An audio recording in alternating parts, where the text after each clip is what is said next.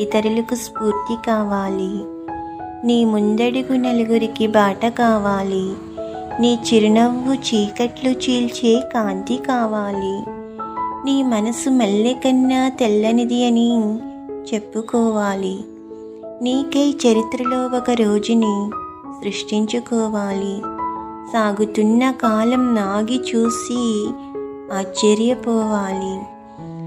చీకటి నిన్ను చూసి తనలో ఏదో తక్కువగా ఉంది అని అన్వేషణ మొదలు పెట్టాలి. అప్పుడే కదా చూపులేని బిడ్డని కన్నానే అని కన్నీరు పెట్టిన నీ కన్న తల్లి గర్వంగా మురిసేది. కళ్ళున్నవారు ప్రపంచాన్ని చూస్తే చూపులేని వారు విశ్వాన్ని చూడగలరు. వారి హృదయ నేత్రాలతో దయచేసి చూపులేని వారిని తక్కువ అంచనా వేయొద్దు ప్లీజ్.